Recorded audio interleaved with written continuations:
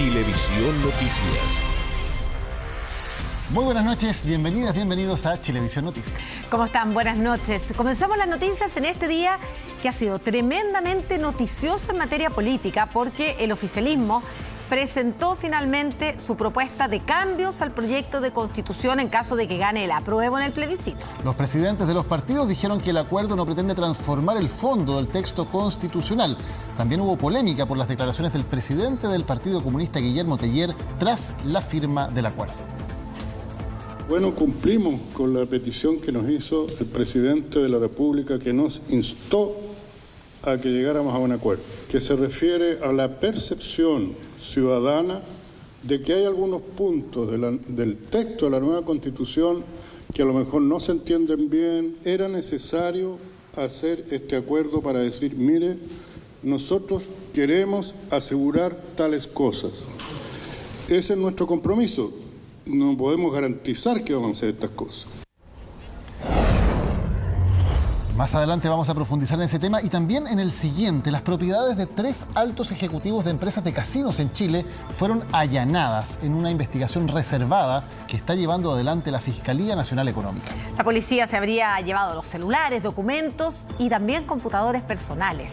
Una indagatoria que se origina tras el acuerdo de fusión entre Enjoy y Dreams, que son las principales industrias en este rubro en nuestro país, y la reciente licitación de casinos. El Ministerio del Interior dio a conocer los cambios en las restricciones para ingresar a Carabineros, esto a partir del próximo año. Postulantes con pie plano, tatuajes y de menor estatura, que hasta ahora estaban descartados, van a ser aceptados para poder postular a la institución. El anuncio fue hecho después de la presentación de una unidad coordinadora de la reforma a las policías. Hemos constituido ya la unidad coordinadora de la reforma a las policías, como también la unidad consultiva. Entendemos a ambas policías en su rol como actores fundamentales para la cohesión social y para fortalecer la democracia. Hoy, en momentos donde la seguridad es más necesaria que nunca, nos parece fundamental seguir este proceso. Vuelven las fondas y vuelven también las polémicas sobre los precios de las fondas. Los fonderos ya están alertando sobre alzas en las comidas típicas para las fiestas patrias que en promedio subirían cerca de 25% respecto a los valores del 2019, el último año en que se habían realizado las fondas.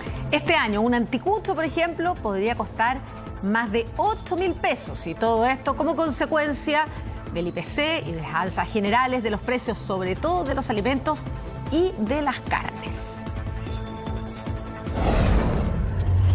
Más adelante vamos a profundizar en estos temas y también les vamos a contar qué pasó con el nuevo caso de un hombre que se robó una micro y la estrelló contra 2 casas en Maipú. Crédito Consumo Scotia. Volvieron las gambitas a Superbodega a cuenta y a cuenta.cl. Y el discípulo del chef, la gran batalla. Están presentando Chilevisión Noticias. Chilevisión Noticias. La PDI desbarató una peligrosa banda criminal vinculada al tráfico de drogas, lavado de activos y homicidios que operaba en 3 comunas de Santiago. En este caso, la denuncia de los vecinos de Maipú fue clave para su captura. Dicen que estaban cansados de los hechos de violencia. 27 personas fueron detenidas durante un operativo desarrollado en 3 comunas de la capital y que buscaba desarticular a la banda Los Caldera, vinculada al microtráfico de drogas y homicidios. En total, 36 viviendas fueron allanadas. La Pintana, en Maipú y El Monte. Hasta el momento tenemos, de los 36 blancos, tenemos gran cantidad de ellos. Y se continúa con la operación hasta el momento. ¿Hay detenidos? Hay droga, hay armamento y hay propiedad y vehículo incautado.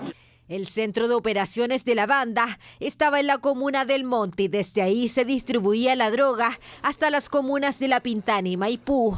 Posibles homicidios, amenazas a vecinos, microtráfico e infracción a la ley de drogas son parte de las líneas investigativas que seguirá la Fiscalía en el procedimiento judicial. La banda que en este caso se estaba persiguiendo es la banda de los Calderas, que básicamente tiene su giro en torno al microtráfico que se dispone en este lugar de Maipú. ¿Los líderes que usted habla de esta banda de los Calderas fueron detenidos hoy?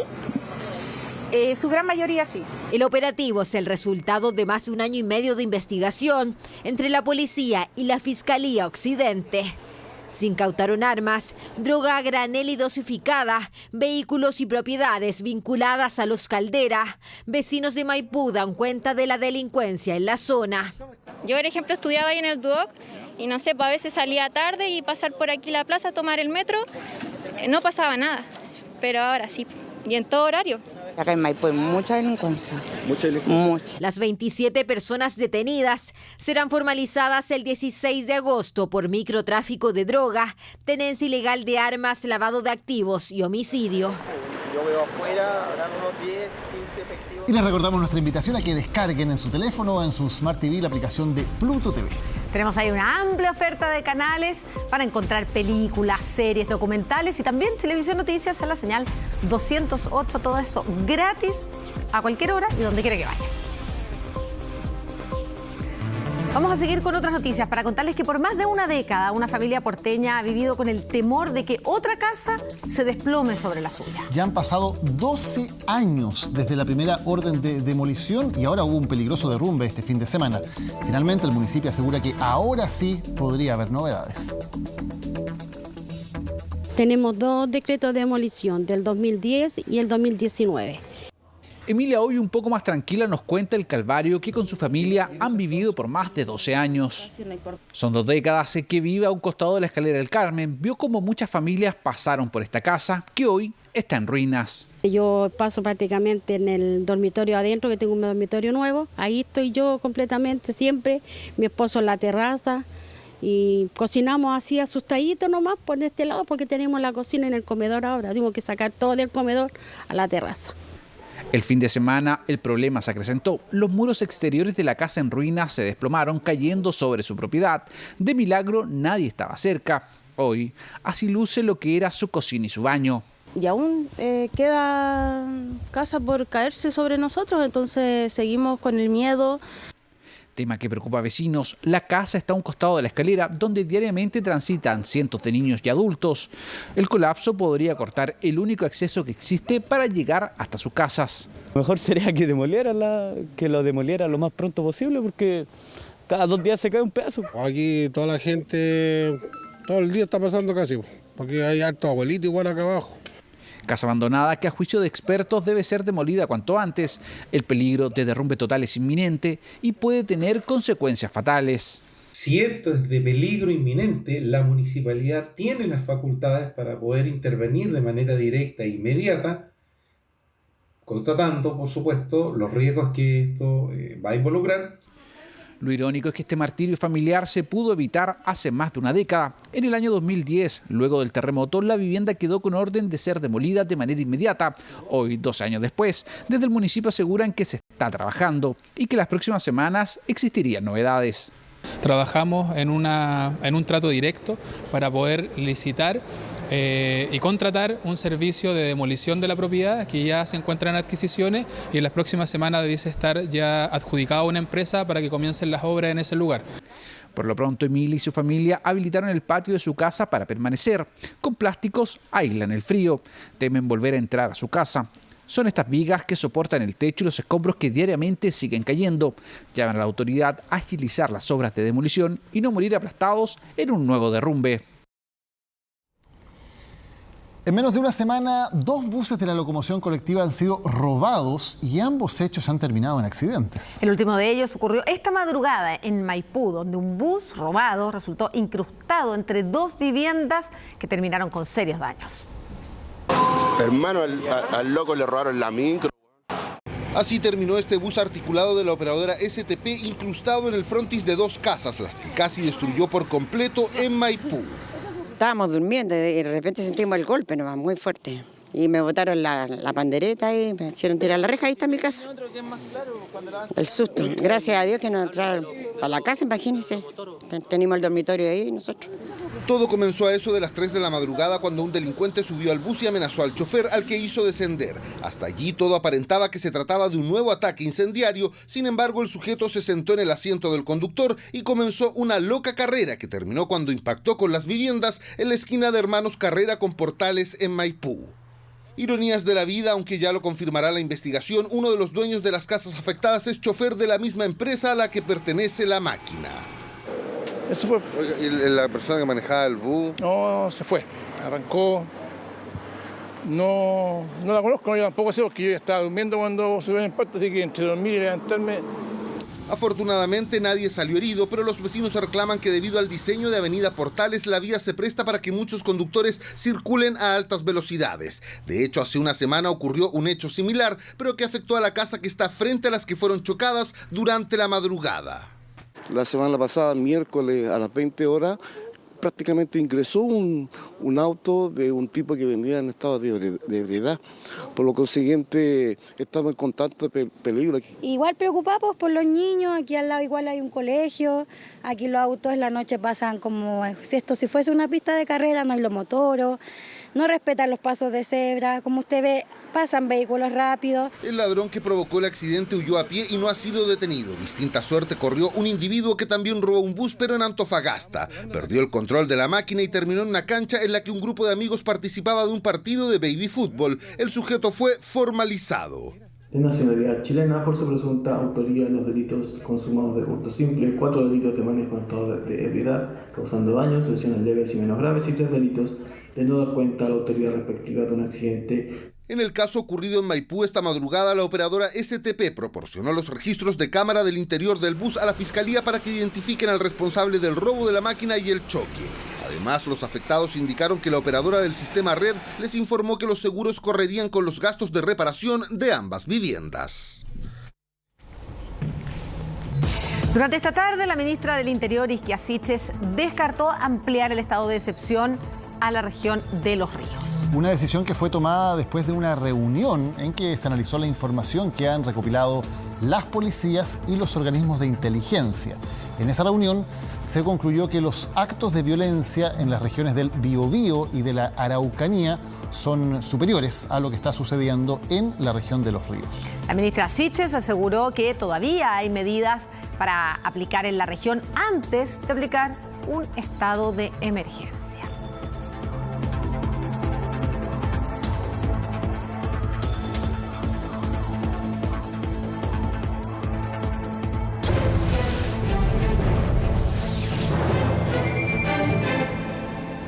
Estábamos viendo la franja y vamos a noticias que tienen que ver precisamente con el plebiscito, porque después de 11 días de negociaciones, desde que el presidente Gabriel Boric instó a los partidos oficialistas a llegar a un acuerdo, finalmente hoy salió humo blanco. Claro, porque los partidos del oficialismo presentaron reformas o aclaraciones también respecto al texto de la nueva Constitución si es que gana el apruebo, en temas como plurinacionalidad o estado de emergencia. Hemos llegado a una propuesta. No fue fácil, y la prueba es que esta frase se pronunció pasada la medianoche. Estamos haciendo ciertas precisiones, aclaraciones y modificaciones. El esperado acuerdo entre el socialismo democrático y Apruebo Dignidad se zanjó finalmente en el cuarto piso del Congreso, luego de que las frenéticas negociaciones de los timoneles de partidos en Santiago se trasladaran a Valparaíso sumando a sus bancadas parlamentarias. Entonces, aquí las leo. Están trabajando ahí. Se me olvidó decirle que estaba la prensa. Hicieron falta varios cafés para llegar a un documento único de reformas a la propuesta constitucional en caso de ganar el apruebo. Acuerdo de las coaliciones oficialistas al que instó el propio presidente Gabriel Boric y que se mantuvo en completo hermetismo hasta este jueves por la mañana. Vamos ahora al Congreso porque allá vamos a firmar. ¿Ya la imprimieron o sigue ahí? No, aquí nomás. Se imprime allá. Volver a llamarlo Poder Judicial, acotar la justicia indígena solo a los integrantes de un mismo pueblo, excluyendo delitos penales, reincorporar el estado de emergencia, acotar el consentimiento indígena y las autonomías territoriales son parte de lo acordado. El documento también garantiza que seguirá existiendo un componente de capitalización individual en materia de pensiones y asegura tanto la propiedad como la heredabilidad de las viviendas. Además, detalla que la reelección presidencial no podrá ser consecutiva. Yo valoro que hayamos tenido instancias de conversación privada, que hoy día tengamos la capacidad de dar cumplimiento a lo que nos pidió el presidente Boric, que presentáramos un acuerdo a la ciudadanía que aclare aquellas materias que pueden ser obstáculo para que las personas decidan votar por el apruebo. Nosotros no podemos decir que nosotros vamos a hacer los cambios. Nosotros lo que nos comprometemos es a trabajar, a luchar por estos cambios. La garantía la tiene que dar el pueblo, la tiene que dar el Congreso. De eso se trata. Pero si hubo un tema que mantuvo la intensidad del debate hasta último minuto, ese fue el sistema político. Frente Amplio y Partido Comunista. Ahí hay un foco en transigencia. Que diga la presidenta del Partido Socialista si ha sido el más intransigente. Este jueves, incluso tras la firma del acuerdo que solo fijó un compromiso a garantizar un mejor equilibrio en materia de sistema político, el tema seguía generando diferencias. Que nosotros planteábamos un poco más de, digamos, potestad de la Cámara de las Regiones, es cierto. Hay cosas en las cuales no se alcanza la suficiente consistencia, pero para nosotros eso no significa una derrota. Si el día de mañana, por una discusión política del país, se plantea más atribuciones a las Cámaras de las Regiones, por cierto que el debate está abierto. Con este acuerdo queda claro que no se le puede dar más atribución a la Cámara de las Regiones. Como Frente Amplio no hay espacio para reponer al Senado, y eso hemos sido claro desde el trabajo que hicimos en la Convención Constitucional hasta las mismas propuestas que hemos levantado en el Parlamento. No fue fácil, tampoco rápido. Más de 10 días de negociaciones culminan con un documento de reformas al texto constitucional que será votado el próximo 4 de septiembre en el plebiscito de salida. Los invitamos a que revisemos cuáles son los principales puntos de este acuerdo que ha alcanzado el oficialismo y que presentó en el día de hoy. Partiendo por plurinacionalidad, donde el compromiso acá es que la consulta indígena se va a referir solo a materias que puedan afectar directamente a los pueblos indígenas. En cuanto al consentimiento previo, se establece también de manera explícita que solo es aplicable a la regulación de entidades territoriales y no en ningún otro tema de carácter nacional ni tampoco en reformas constitucionales. Vamos a justicia indígena. Aquí el acuerdo reafirma la igualdad ante la ley y señala que no van a existir regímenes de justicia paralelos. Se aplicará solo a miembros del mismo pueblo, será voluntaria y no tendrá competencia respecto de delitos penales. ¿Qué pasa con el tema de derechos sociales? Aquí, más que reformas, lo que hay es aclaraciones sobre cómo se va a legislar, o compromisos más bien, en esa materia. Por ejemplo, en pensiones se explicita que va a haber un sistema mixto donde va a seguir existiendo un componente de capitalización individual.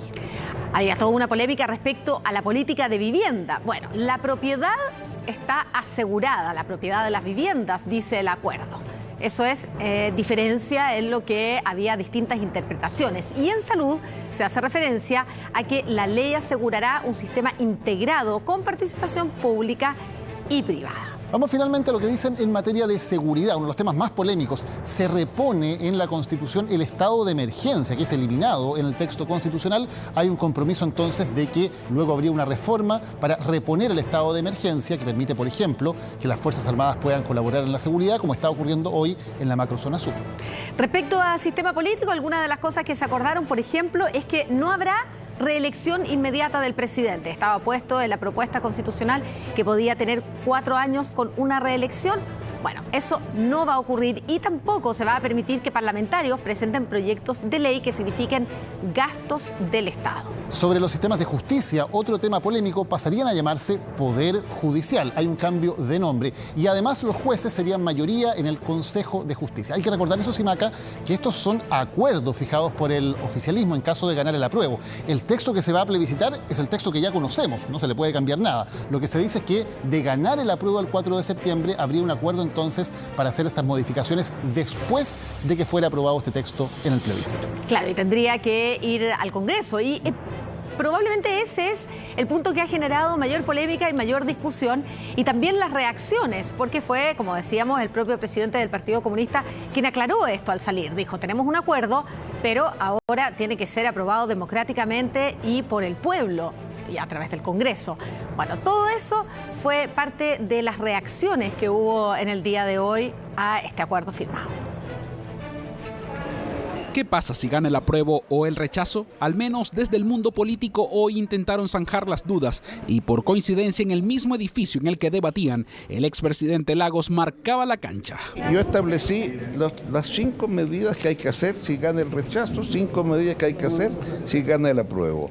Y en consecuencia creo que ahí hay un punto de partida que puede también ser útil. Ese punto de partida será en el Congreso. El proyecto de los 4 séptimos para reformar la Constitución si sigue vigente la actual y el acuerdo del oficialismo de triunfar el apruebo, el que desde el rechazo miran con desconfianza. No es creíble que hace un mes el Frente Amplio y el PC decían que era un texto ideal y ahora quieran reformar todo. Más parece una medida desesperada para ganar una elección. Un acuerdo que se hace por conveniencia, no por convicción, que no aborda todas las materias que tiene el texto y que no logran convencer, no dan certeza, no abordan los problemas de nuestro país, no sirve. Este es un acuerdo que nació muerto y a pocos minutos el presidente del Partido Comunista, Guillermo Telier, se encargó de enterrar. Guillermo Telier del Valle, Partido Comunista de Chile. Ese es nuestro compromiso.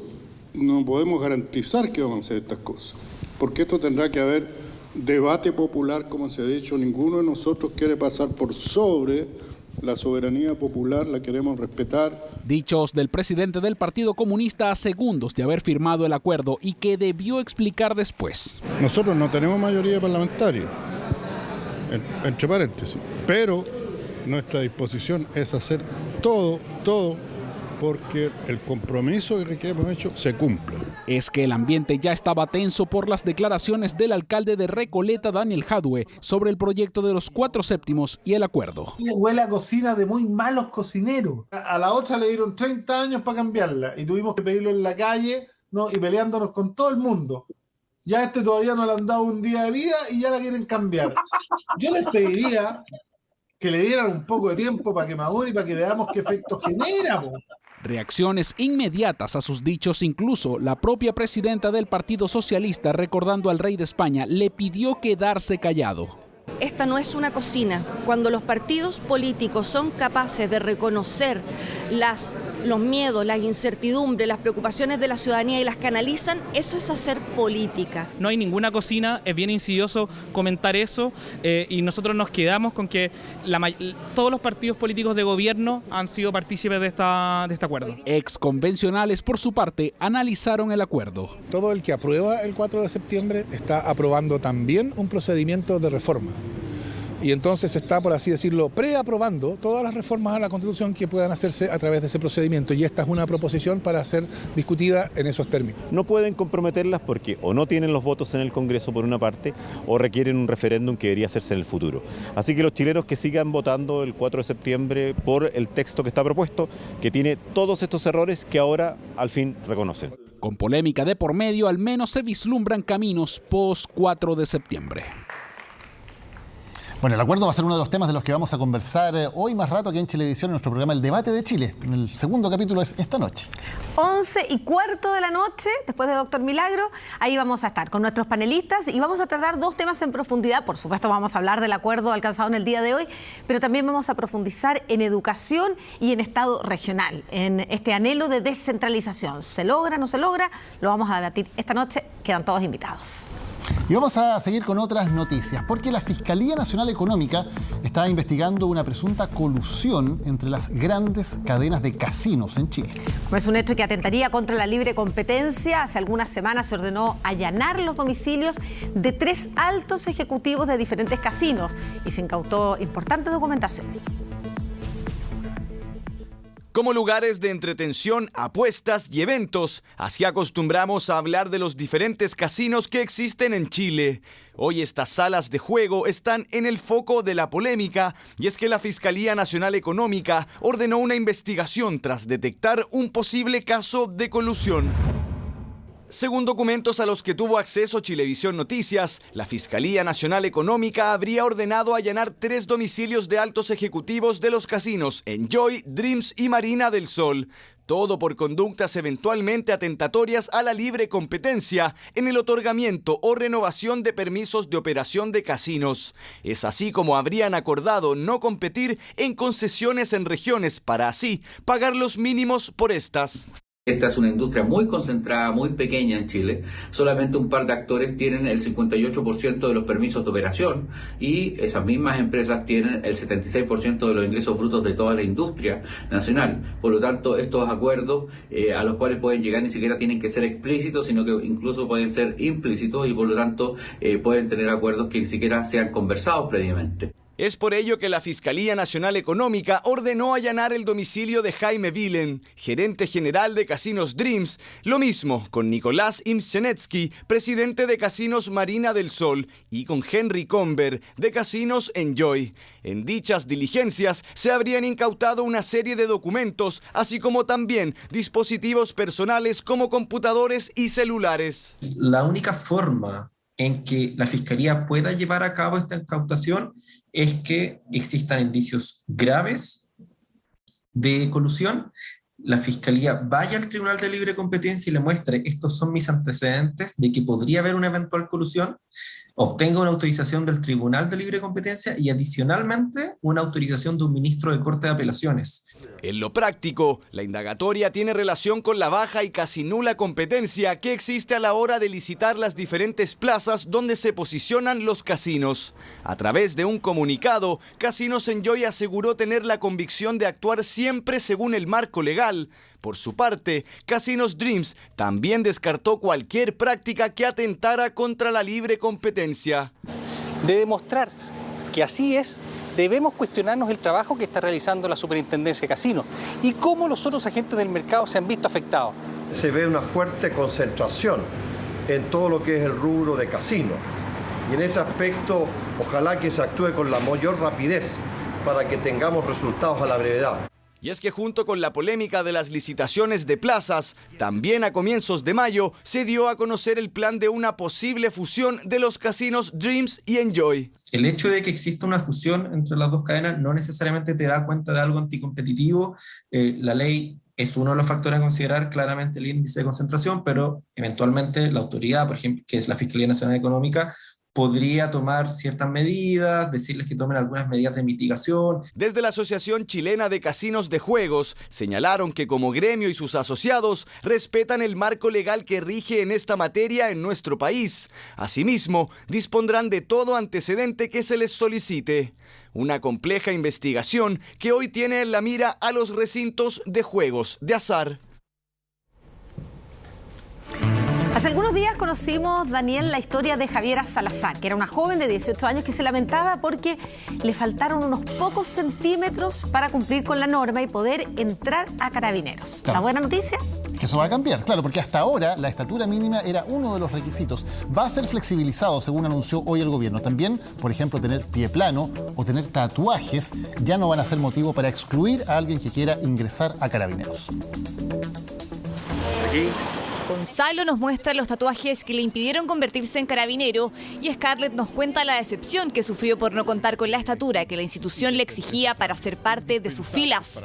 Eso hasta hoy.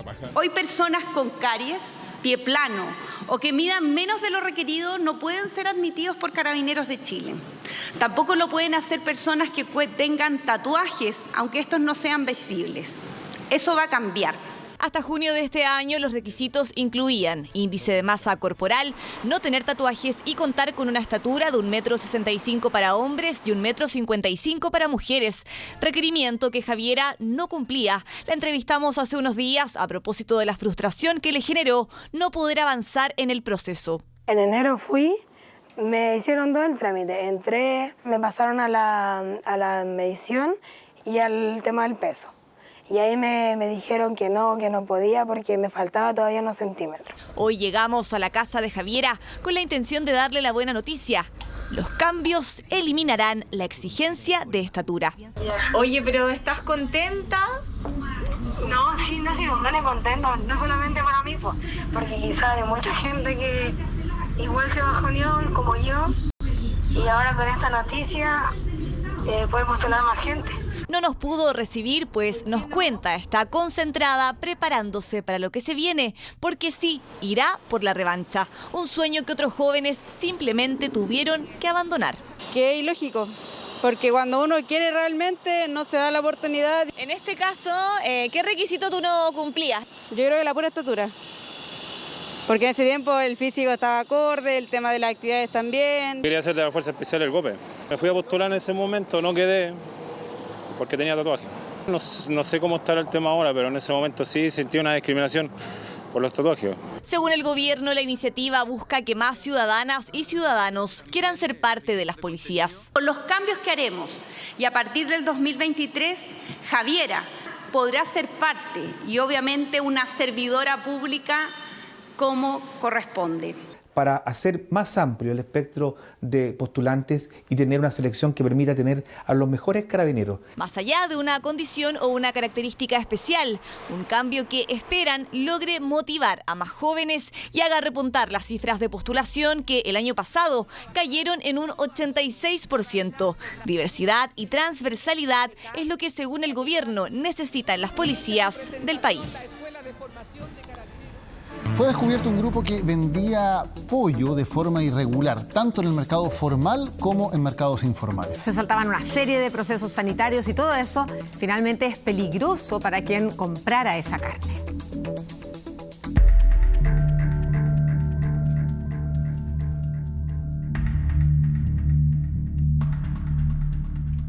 Lo que usted ve en pantalla es la casa matriz de un recinto ilegal que tenía como misión vender ilegalmente pollos. En este lugar los recopilaban y luego eran destinados al consumo humano. Antecedentes recabados por la PDI indicarían que varios ejemplares fueron comercializados en la capital. Se realizaban tanto en el interior de inmuebles particulares, que no cuentan con protocolos sanitarios, como tampoco por permisos otorgados por las autoridades competentes. Y ante esa situación se realiza y se inicia una investigación. El lugar de faena era un recinto en la comuna de Isla de Maipo. Lo más preocupante, locales tanto formales como informales compraban estas aves para venderlas. 8 domicilios fueron allanados en donde se encontró evidencia tanto de herramientas para faenar como químicos. Como también encontramos animales ya faenados, algunos de esos tirados en el piso con tierra, otros dentro de distintos contenedores, la crueldad con que eran tratados los animales antes de ser faenados. Además de que no existe ningún protocolo sanitario. Importante hallazgo que desbarata a una asociación ilícita. Pero quisimos saber si los consumidores saben cómo reconocer cuando el pollo está en buen estado. Al abrirla el pollo se siente el olor. Por el olor, el color. Así lo identifico, y cuando, por ejemplo, el pollo viene en bolsa y trae mucha, bueno, no lo compro. Que no esté verduzco, que esté fresco, que no esté muy congelado también.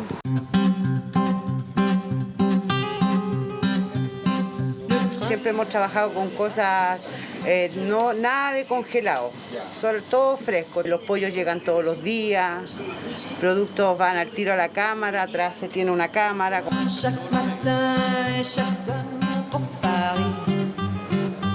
Básicamente llega en camiones refrigerados, lo cual nosotros tomamos temperatura. Nuevamente nosotros tenemos una bitácora donde manejamos toda la información todos los días cuando llegan los pollos y después nos pasamos directamente a nuestra sección de frío. Una es la carnicería más longeva de Maipú, con 48 años de existencia. El otro, un restaurante especialista en pollos. Ambos tienen algo en común y es el cuidado que dicen tener con esta carne en particular, la cual al ser consumida en mal estado puede traer consigo graves consecuencias. Los alimentos son una fuente de transmisión de muchos tipos de enfermedades de transmisión alimentaria que llamamos. Si te pilla a ti, por ejemplo, en un cuadro hoy en día con tu sistema inmunitario deficiente, por ejemplo, porque vienes saliendo del COVID, podría perfectamente fallecer, perfectamente. Habían muchos animales que morían asfixiados en las cajas de transporte, y el volumen de transporte también no estaba concorde o de acuerdo a la reglamentación y a los protocolos vigentes de la autoridad sanitaria competente. Salmonelosis, tifus, influencia aviar, cólera y bursitis son algunas de las muchas infecciones que puede ocasionar un producto como este en mal estado. Más aún considerando el alto consumo en Chile. Según cifras de Chile Carne, en el 2021 cada chileno consumió poco más de 32 kilos de pollo. Entonces, ¿cuál sería el mejor consejo para no correr algún riesgo? La recomendación y el único tip seguro que te podría dar es decirle a esas personas, por favor, compren sus alimentos en lugares certificados. Ya lo sabe, evite una desgracia simplemente comprando en lugares establecidos por la ley. Por otra parte, los 8 detenidos en este operativo fueron formalizados por maltrato animal y delito contra la salud pública, quedando con arraigo nacional. La siguiente nota es una gran oportunidad para conversar en familia, para reflexionar respecto a la forma en que nos referimos a personas con necesidades especiales. Ocurrió un hecho puntual, pero más allá de eso, a mí me ha tocado personalmente escuchar muchas veces burlas, chistes, con malas palabras ofensivas respecto, por ejemplo, a niños con síndrome de Down. Claro, y eso ocurrió ahora por parte de una autoridad. En pleno consejo municipal, un concejal de Coquimbo utilizó palabras ofensivas. Fue enviado al Consejo de Ética del municipio y hoy ofreció disculpas por sus dichos.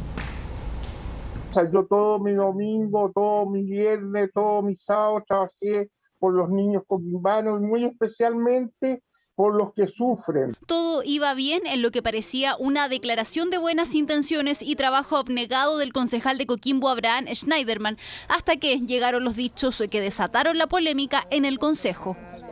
Fui a una residencia que antes se llamaba Oscar Pereira, que es de Pailén, y ahí hay niños que son mongolitos, que son enfermitos y sufren mucho de...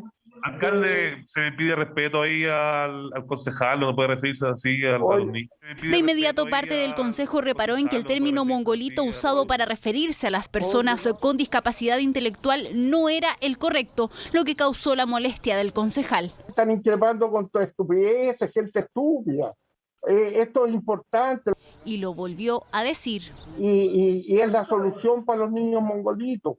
Estamos venciendo el cáncer, estamos haciendo cosas importantes. Probablemente esto se pueda traspasar al tribunal como de disciplina del Consejo, donde lo más probable es que se pueda llegar a una sanción. Esto porque las palabras usadas por el concejal para referirse a las personas con discapacidad son ofensivas y desde hace ya varios años diferentes instituciones trabajan para erradicar estos términos. El concejal reconoció su error. Yo pido públicas disculpas a quien yo pudiera haber ofendido. Tampoco es una cosa que yo me quise burlar porque así se la puso el que lo descubrió.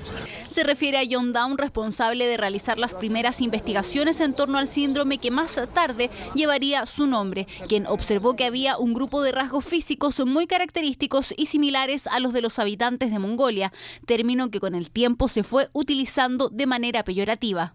Es tremendamente doloroso para nosotros, tremendamente declaraciones de mucho infortunio. Las autoridades debemos ser los primeros en informarnos sobre los términos correctos para referirnos a las personas con discapacidad. A través del lenguaje, respetamos sus derechos y contribuimos a la eliminación de prejuicios. Ya hace más de 16 años que la Convención de los Derechos de las Personas con Discapacidad estableció cuáles son los conceptos correctos y no discriminatorios. Términos como discapacitado, incapacitado, deficiente, minusválido, inválido quedan fuera y son considerados ofensivos. Tenemos que tener cuidado de no utilizar eufemismos comúnmente empleados y tampoco referirnos como discapacitado o discapacitada a las personas que componen este colectivo. El cómo utilizamos el lenguaje es fundamental para eliminar prejuicios, barreras y estereotipos. Es tarea de todos informarnos sobre cuáles son los conceptos correctos. Para ver esta nota y todo el contenido de Chilevisión, noticias, reportajes, crónicas, entrevistas y mucho más, te invitamos a que te suscribas a nuestro canal de YouTube. Lo puedes hacer escaneando. Ese código que estaba en tus zapatos, Macabre, está ahí en la pantalla. Y con ese código ya entonces se puede acceder a todo el material que tenemos en nuestro canal de YouTube.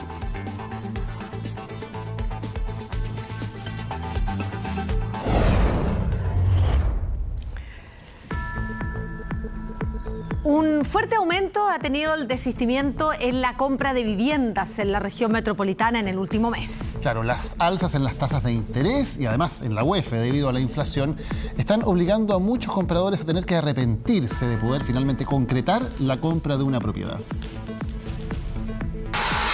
Por aquí, por acá y por allá se construye el sueño de muchas personas que tienen la esperanza de poder adquirir una vivienda, pero la situación económica, tal parece, indica otra cosa.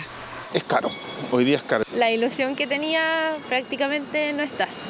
Te están exigiendo mucho. No alcanza ni siquiera a ahorrar. Los intereses son muy altos, las tasas por las nubes, no es el momento. ¿El por qué? Las condiciones que pone la banca han aumentado y dificultan el poder tener una casa propia. Antes se accedía a crédito a tasas fijas, ahora a tasa mixta, que tradicionalmente se conocían créditos a 30 o 25 años, inclusive ahora estamos teniendo créditos de 20 años. Ha aumentado el sueldo exigido para poder acceder a un crédito hipotecario y ahora estamos llegando a pies de 20 o 25%. Factores que avalan lo que el Banco Central busca, que al subir las tasas suban los requisitos y la gente opte por no endeudarse, por ende desestime comprar una vivienda. Un estudio indicó que solo durante este año más de 1.700 personas desistieron de comprar un departamento y que 418 desistieron de adquirir una casa. Las condiciones crediticias actuales son distintas a las condiciones en las cuales los hogares promesaron hace 1 o 2 años atrás, y esto ha tendido a aumentar el desistimiento y retrasos importantes que han habido en alguna obra. En total, más de 2.000 personas desecharon la idea de poder adquirir una propiedad, principalmente por las altas tasas, el valor de la UEF y la inflación en general. Por ejemplo, si hace 2 años me pedían una renta un sueldo de 800.000 pesos, ahora con mi pareja nos están pidiendo más de 1.200.000, 1.400.000. Desde hace años que Danitza busca poder comprar una casa, pero dice cada vez es más difícil. Y cada vez me desespera más eso, pues, ¿cachai? Que cada vez sea más difícil. Y esto va a ser peor de aquí al otro año. Y los mismos ejecutivos de los bancos te lo dicen, pues. Aprovecha lo antes posible, pero ahí hay que hacer malabares. Y tal como ella, hay muchos que llegan incluso a estar a punto de firmar el crédito hipotecario y se dan cuenta que las cuotas o el valor se elevó considerablemente. Entre la reserva, la promesa y la firma de la compra-venta propiamente tal, pueden pasar muchas cosas. Claro, porque el valor por el que usted vio en una vivienda no necesariamente será el mismo cuando firme una escritura de compra-venta o pida un crédito hipotecario. Y para no perder el dinero de la promesa, una idea podría ser esta. Por ejemplo, dejar sujeto el contrato de compraventa a que me otorguen efectivamente el crédito hipotecario en el banco. Es muy importante que uno también haga una protección de sus intereses para después no tener que lamentar perjuicios. Por eso es importante cuidar el dinero que con tanto esfuerzo le costó ahorrar. Los desistimientos van al alza con respecto al año pasado por diversas razones y por eso piense bien antes de invertir en un inmueble por el que pagará durante muchos años.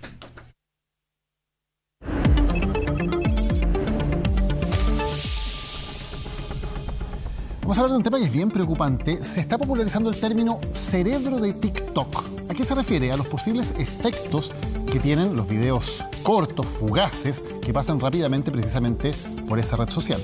Y eso podría afectar principalmente concentración y emociones de jóvenes y también de adultos. Los expertos hacen un llamado a no pasar horas en esta red.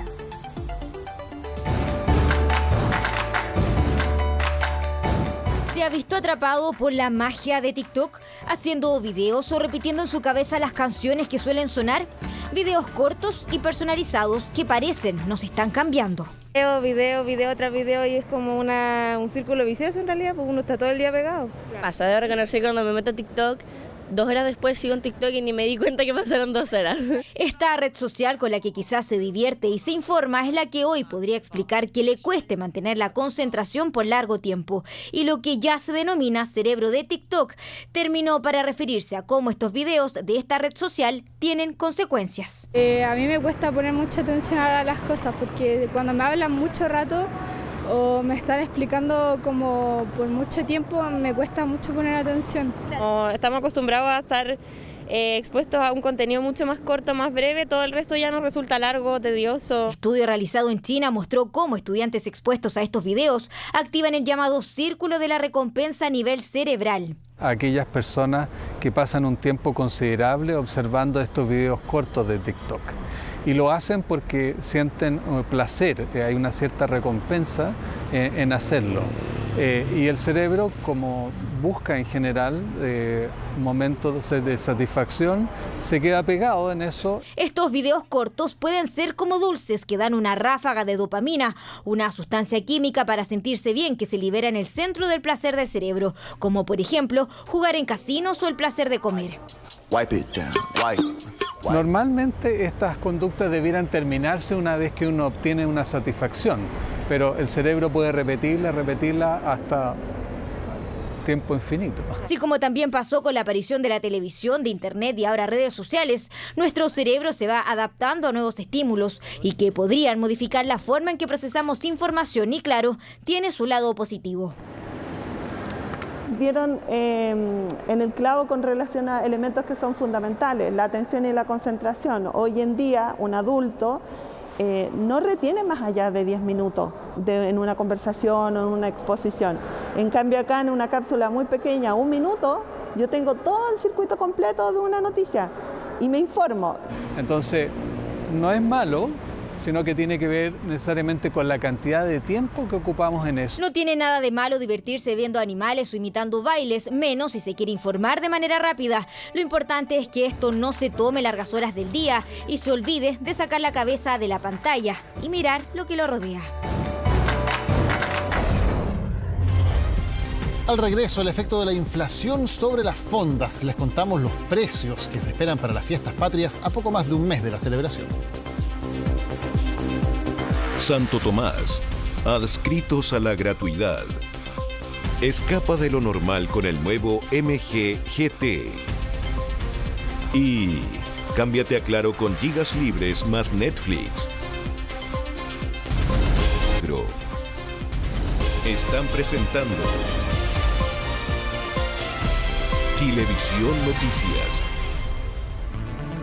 Vamos a revisar la forma que tienen de operar delincuentes que llaman por teléfono a sus víctimas y se hacen pasar por peligrosas bandas criminales y exigen dinero a modo de supuesta protección. Claro, para intimidarlos incluso envían fotos de sujetos armados. Es el intento de estafa más común en los últimos días, del cual policías y fiscalías ya tienen decenas de denuncias. Directamente yo, José Eduardo Herrera, fui líder principal de la organización del Tren de Aragua. Nosotros no nos vamos a la primera. Nosotros, antes de hacer un trabajo como le da esta magnitud, un sicariato, un secuestro, un derramamiento de sangre, nosotros nos damos la tarea de investigar, indagar y hacer una evaluación de conducta. O no quiere derramar sangre todavía sin antes conocer a la persona, porque yo soy una buena persona, soy trabajadora, tengo un local y necesita que yo le deposite plata en una fundación. Nosotros el cartel de Jalisco no somos enemigos tuyos, te doy mi palabra. A ver. Soy yo este comerciante de ropa que está pagando para que nosotros hagamos el sicariato. Te vamos a disparar, te vamos a morir a matar a bala, a tiro.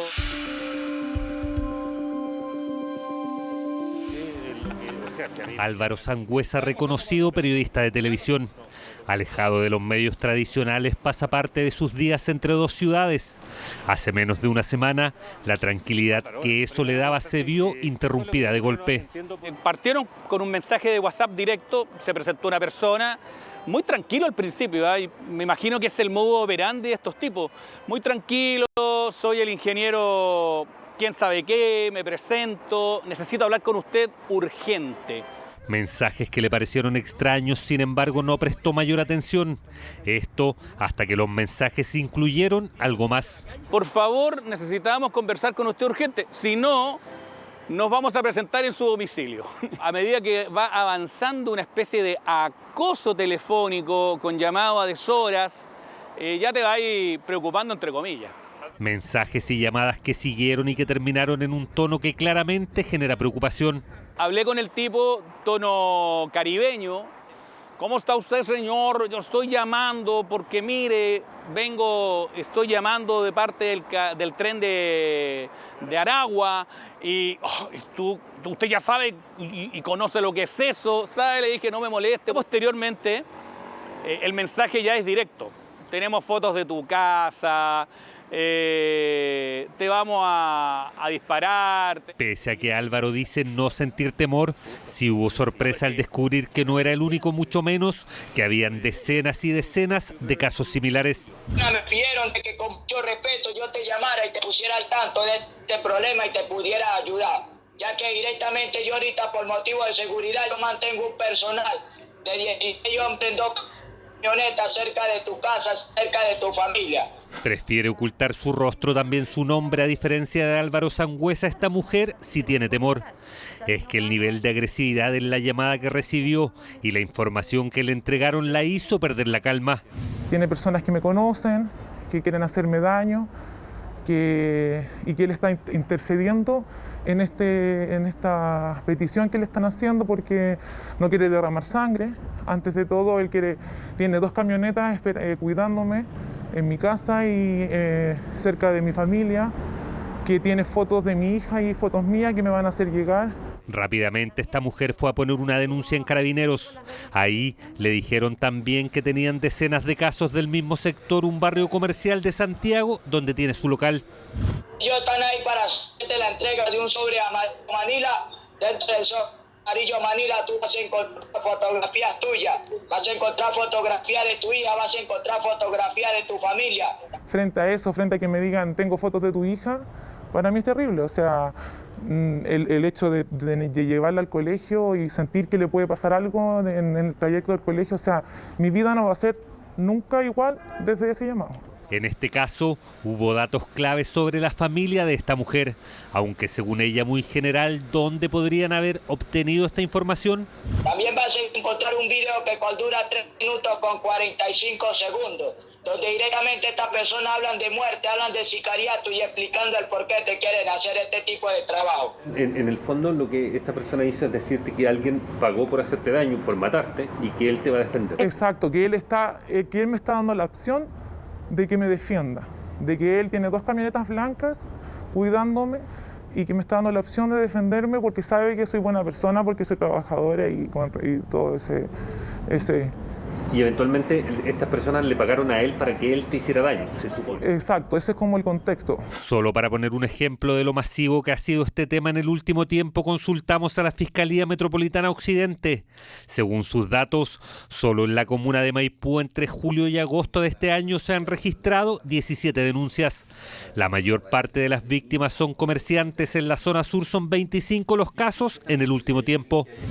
Hay un aumento considerable en las denuncias por el delito de amenazas, que como dije anteriormente es atribuible o tiene implicancia con el delito de extorsión, que en Chile no existe, pero existe en otros países de la región, principalmente de aquellos lugares donde son originarios estas bandas criminales, y claramente hay un aumento. No es necesariamente llamadas extorsivas referidas a comerciantes, también referidas a particulares, pero lo que llama la atención es el gran manejo que tienen de la información de los particulares y que esa información debe estar disponible probablemente en las redes sociales. Luis, yo quiero que usted me diga que está de acuerdo en cancelar el sicariato, de yo enseñarte las pruebas contundentes, de que tú hagas tu colaboración directamente a la fundación para yo hacerte la entrega de sobre amarillo, entregar todo tipo de puta en bandeja de puto. Se hacían pasar por el tren de Aragua y con la tónica que me iban a matar, me mandaron a matar por 10 millones. Entonces ellos no querían matarme, supuestamente, y todos los datos de la persona que me mandó a matar y de los datos de mi familia y todo, lo tenían ellos un sobre Manila, que le dicen, un sobre amarillo. El problema es que los casos suman y siguen. Aquí, otro comerciante víctima de los mismos llamados, se repite el sobre amarillo, se repite la información de la familia. Un presunto sicario de una extrema generosidad que antes de cumplir por lo que le pagaron, dice, prefiere proteger a su víctima a cambio de un millonario monto. Directamente el 50% del que participa esta familia lo que están pagando a nosotros, y son la cantidad de 5 millones de pesos. Porque la incertidumbre que, o sea, no es nada agradable que yo te llame y te diga, oye, me mandaron a matar y te voy a matar, pues. Si yo no me meto con nadie y me gano la plata honradamente, entonces no tengo por qué estar pasando esta situación, creo yo. Se sienten capacitados en colaborar con el Hospital de Niños, una colaboración como fe de vida suya de 200.000 pesos, una sola y única colaboración para que así sepan quiénes son estas personas y vivan su vida tranquilo, sin problemas con nosotros, el cartel de Jalisco. Y otro ejemplo más, en este caso las víctimas dicen publicaron un artículo en venta por redes sociales. De ahí podrían haber obtenido el número, lo mismo que le ocurrió a esta mujer, también comerciante. Me llamaron a las 10 de la mañana, dijeron mi nombre y apellido completo.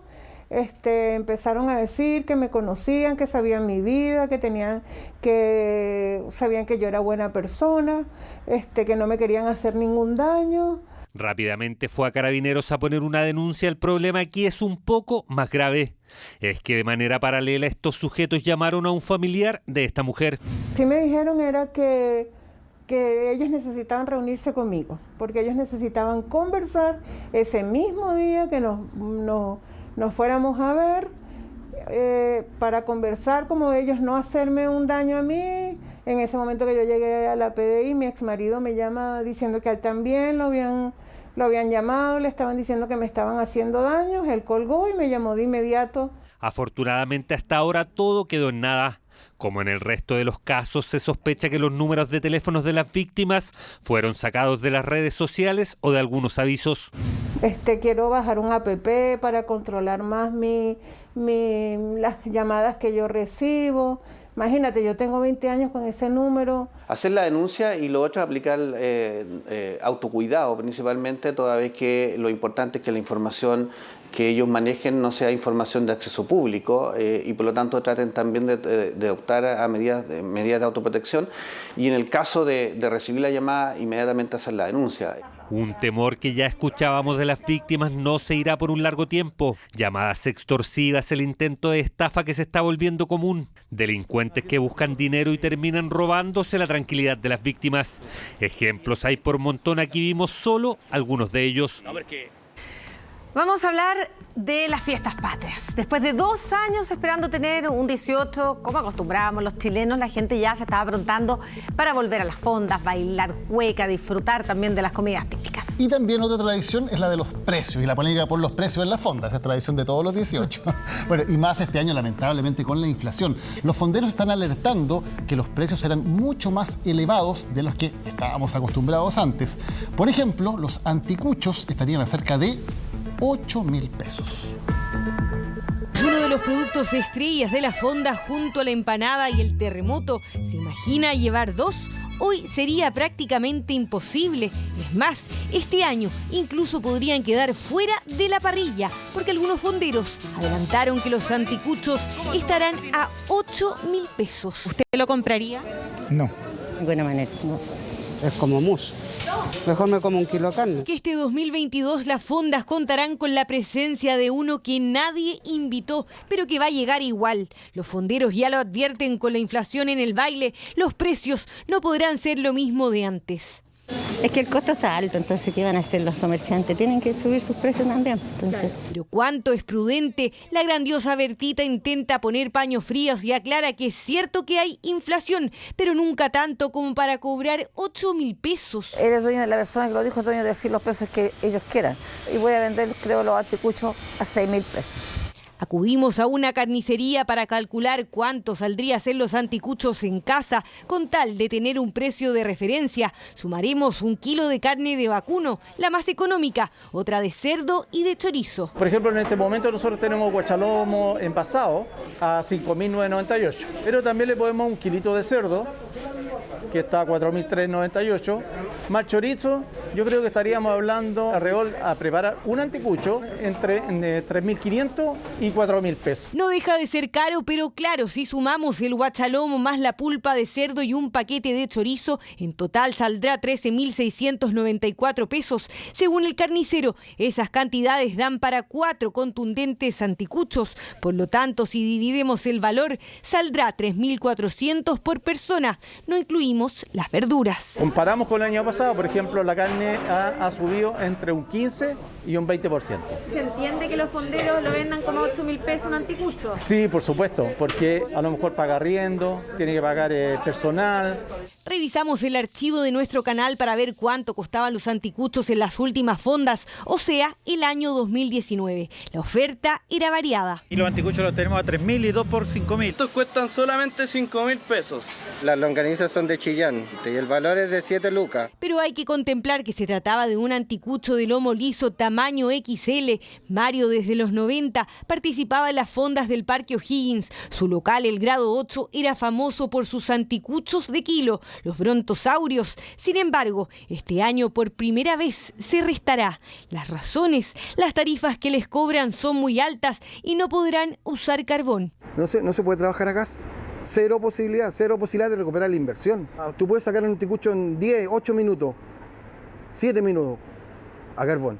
A gas, no sé, 30 minutos de anticucho. Asegura que así no es conveniente y que si él hubiese participado este año también cobraría 8.000 pesos por un anticucho, pero con una gran diferencia. Los suyos serían de kilo y de carne premium. Bueno, al fin vuelven las esperadas fondas después de la pandemia y en nuestro sitio web chbnoticias.cl pueden encontrar una comparativa, pensando en cómo eran los precios en las fiestas patrias de 2019 y cómo se espera que sean en esta vuelta de las fiestas en 2022. Faltan minutos para las 10 de la noche y queremos recordarles que a partir de las 22 horas estamos autorizados para transmitir programas para mayores de 18 años.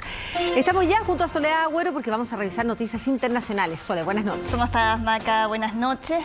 Vamos con una historia que nos llega desde el Líbano, con un hombre que se parapetó en la sucursal de un banco con el fin de que le entregaran sus ahorros.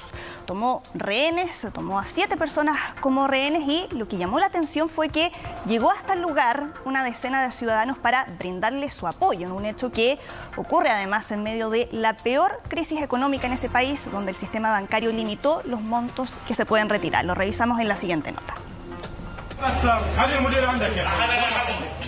Acompañado de un rifle y gasolina, este hombre decidió parapetarse en un banco del Líbano, en Beirut. Tomó como rehenes a 7 personas.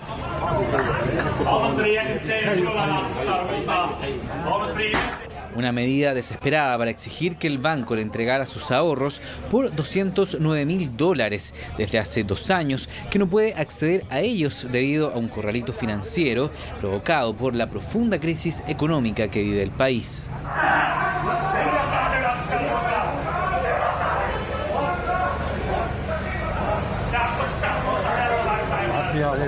Según contó el hombre, necesitaba el dinero para pagar los gastos médicos de una operación de su padre. El banco intentó negociar, accediendo a entregarle $30.000, pero la oferta fue rechazada. Mientras en las afueras del recinto se comenzaron a reunir personas en apoyo. Es que su situación es la de muchos. Para los libaneses y los ahorrantes, este hombre es un héroe. El banco le está dando 8 millones al mes, lo que significa menos de $300, mientras que él está pagando de luz 10 millones al mes. ¿Cómo puede él subsistir? ¿Cómo puede? Después de la guerra civil que afectó al país desde el 75 al 90, muchos libaneses comenzaron a ahorrar en dólares, mientras los bancos oficiaron como los principales tenedores de la deuda emitida por el Estado. En 2019 el sistema colapsó y se comenzó a limitar el monto en dólares que las personas podían retirar de los bancos, a no ser que fuera en moneda local, la misma que ha perdido el 90% de su valor. Tengo dinero guardado para la escuela de mi hija y no puedo sacarlo. Tengo que pedirle a mis amigos dinero prestado para pagar su escuela. Trabajé más de 30 años y no puedo sacar mi dinero, ni siquiera un poco. Luego de varias horas de tensión y negociación, este hombre de 42 años se entregó, ya que el banco accedió a pasarle el dinero, aunque no se precisó si fueron todos sus ahorros o una parte importante de estos billetes que antes de ser detenido, este libanés entregó a su hermano. Un caso que muestra la angustiante situación que viven muchos libaneses en un país donde el 80% de su población está en la pobreza.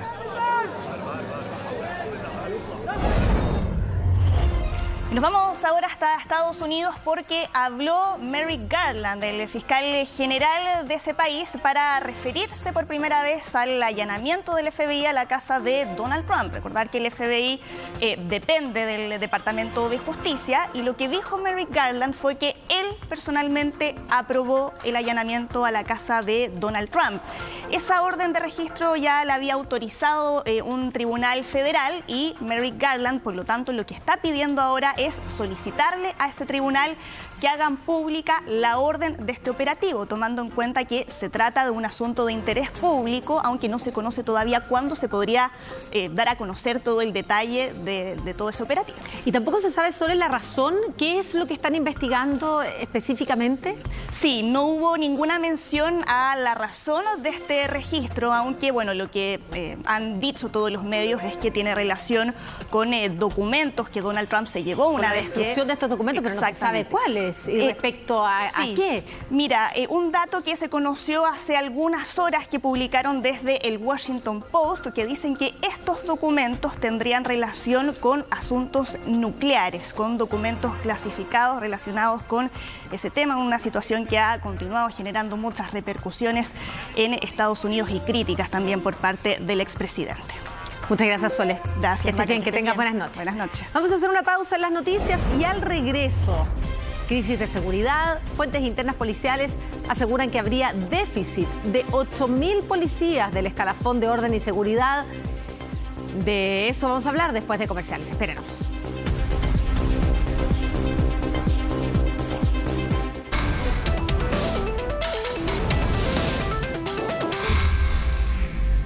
El éxodo de 700 funcionarios que pidieron retiro voluntario de Carabineros ha encendido las alertas sobre cuántos funcionarios hay en la institución, y esta semana salieron a la luz nuevas cifras. Según fuentes internas, habría un déficit de 8.000 policías del escalafón de orden y seguridad. Una preocupante realidad considerando los índices de delincuencia que están aumentando. ¿Qué está pasando con Carabineros? Los detalles en el reportaje de Francisca Enríquez y Nicolás Mijovilovich.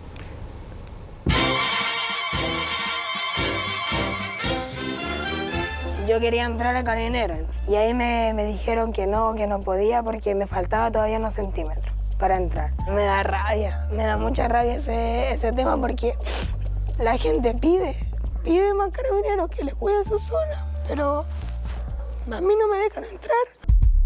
Justo cuando una joven acusa que el sueño de ser carabinera se ve truncado por la institución, que no le permite ingresar porque le faltan tan solo 2 centímetros de estatura para estar en las calles, se revela la crisis de dotación que atraviesa la institución en medio del alza desatada de inseguridad.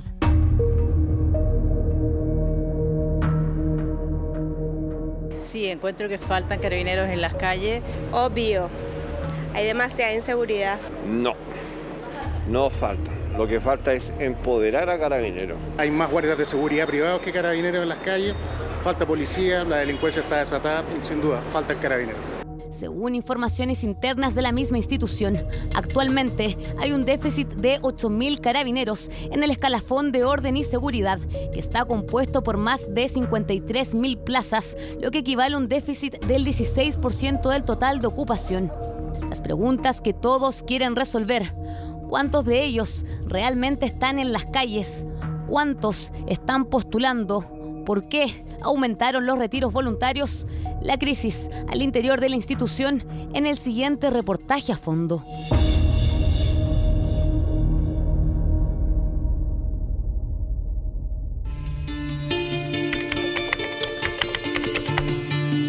Siempre soñé en llegar a mi institución a lo más alto. Y así fue hace algunos años. Lo llevé a lo más alto del planeta y a lo más lejos que ningún carabinero lo ha hecho en el mundo, a la Antártica de Chile.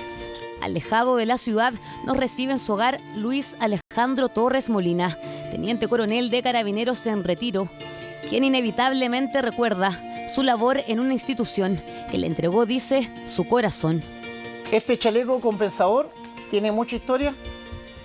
Me acompañó a batir el récord mundial de buceo en altura en el cráter del volcán Licancabur, y también me acompañó en 4 expediciones a la Antártica chilena. Siempre en mi brazo tuve el parche carabinero. Durante 24 años cumplió una labor clave como especialista en criminalística de campo y buceo forense, liderando diferentes investigaciones, hasta este año, en donde tomó la difícil decisión de solicitar el retiro voluntario. Yo tomo la decisión de dar un paso a costado cuando veo que mi energía y mi pasión por defender lo que creo que es justo no va de la mano con lo que realmente está ocurriendo en el país. Los últimos años fueron muy difíciles para mí. Entregué siempre mi vida a la sociedad a través de mi función como carabinero.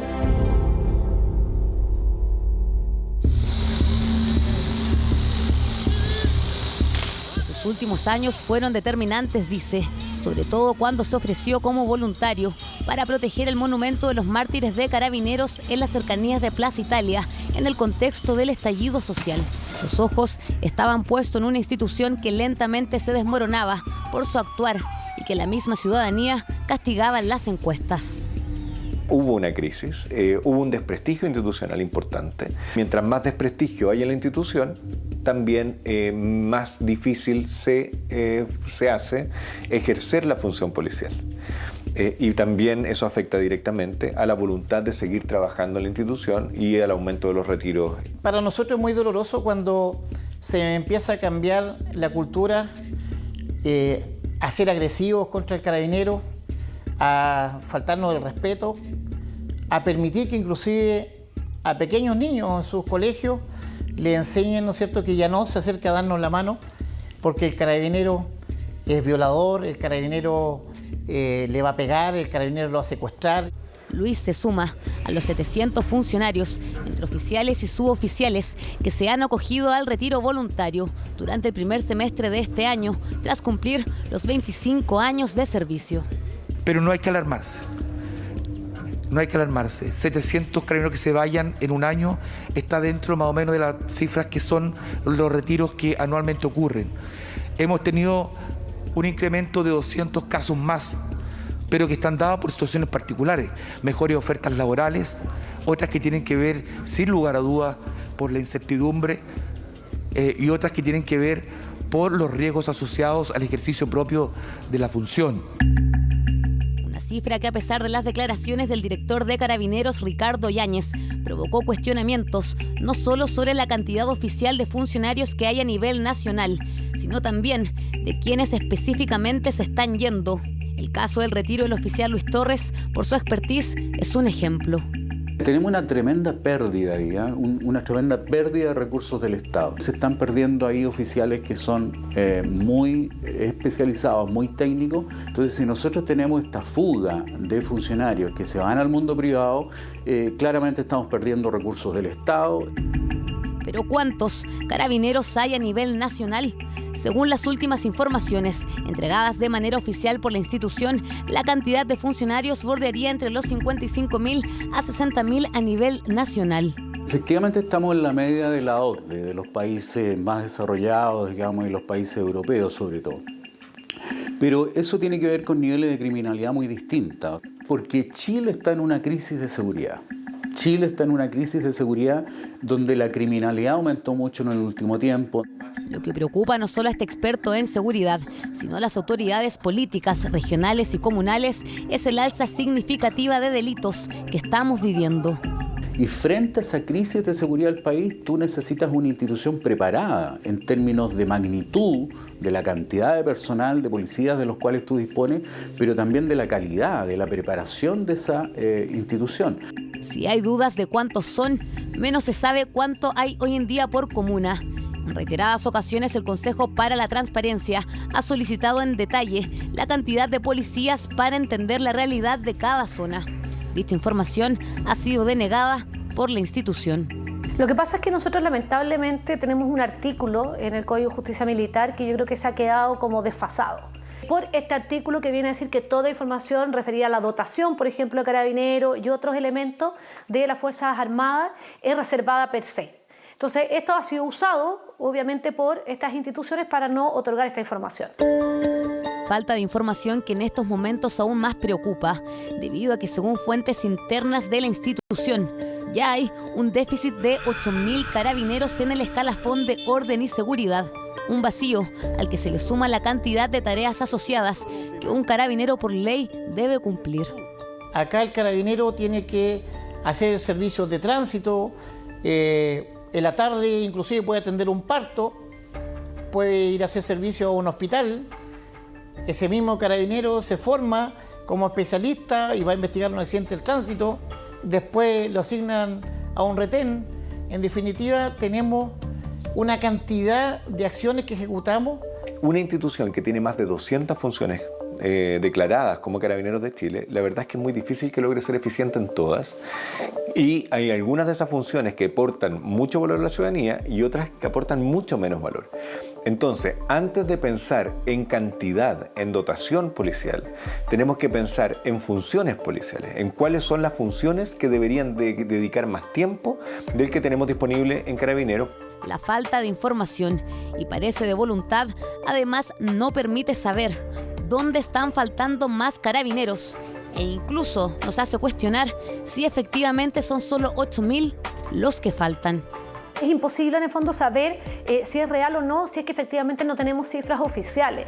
Y todo eso en el fondo al final es muy difícil de que haya como esta discusión pública que es necesaria en democracia, que me parece totalmente pertinente con en el fondo la crisis de seguridad que estamos teniendo y que es uno de los temas más relevantes para las personas en Chile. No solo preocupa la cantidad de uniformados que solicitó el retiro, cabe sumar la disminución de las postulaciones anuales a carabineros, que según la información de la Unidad Coordinadora de la Reforma Carabineros, disminuyó en un 57% en los años 2019 y 2020. En un simple ejercicio, nos instalamos en la calle para escuchar sobre qué pasa con la juventud cuando se le pregunta si quieren ser carabineros. Yo creo que no, es una institución que necesita muchas reformas y como que ha demostrado que es una institución que está muy manchada. Primero que todo tengo el pensamiento de que con lo que hicieron con los roles del siglo, a mí por lo menos, si yo fuera joven me daría vergüenza, hermano. Está mal vista, han sido súper represores, súper violentos y se han olvidado de la gente a la que tienen que cuidar. La evaluación que se hace de la institución es cada vez más crítica en función de eventos que se han ido conociendo, generando evidentemente una merma en la credibilidad y en la legitimidad que tenía la institución. A pesar de esa realidad, el gobierno insiste en bajar las alarmas, ya que aún no existiría un impacto negativo por la cantidad de personal en las calles. Para que no cunde el pánico respecto de esto, los cupos para postular a las escuelas de carabineros están llenos. Lo que pasa es que las listas de espera son más cortas que antes, digamos, pero siguen estando a su total capacidad. Y si bien no es un problema el completar la dotación total que se necesita, porque aún hay más postulantes que cupos, las dificultades para completar los cupos son cada vez, con buenos candidatos, son cada vez mayores, y eso evidentemente castiga. Según información obtenida por diario La Tercera vía Transparencia, en promedio 15.341 jóvenes postulaban a la escuela de formación. En el año 2021, y a casi 3 meses de cerrar las inscripciones, 2.154 habrían participado del proceso. Cifras que muestran una realidad que se contrapone con esa calma que plasman las autoridades. Y hoy está complejo. Tú me preguntas si dejaría que mi hija Renatita o Luchito postularan en la escuela. Yo le diría que no. No, tendría otra formación con ellos, porque realmente uno, si viendo mucho, tuvo mucha alegría, muchas satisfacciones, es muy injusto, porque las cosas no están claras, no hay una bajada de información hacia el personal, y tomé la decisión de quedarme con quienes me van a pagar bien, con mi familia. Más allá de definir si hay una crisis o no, lo que tenemos que definir claramente es que existe una necesidad. Y la necesidad es avanzar hacia una institución que esté mucho más capacitada de prestar el servicio que la ciudadanía necesita. Para enfrentar esta crisis, hoy el gobierno anunció una serie de cambios en los requisitos para ingresar a Carabineros. Una medida desesperada que busca de una u otra manera superar la falta de dotación policial y a la vez contar con más recursos humanos para combatir la escalada de delincuencia que por estos días afecta al país. Y con esto estamos ya terminando las noticias, pero volvemos en un ratito más. Claro, los vamos a dejar primero con un nuevo capítulo de Doctor Milagro y luego a las 11:15 de la noche otro capítulo de El Debate de Chile, nuestro segundo capítulo de este programa en que conversamos acerca del texto del proyecto de nueva Constitución y el plebiscito. Ya pues, nos vemos en un ratito más. Nos vemos.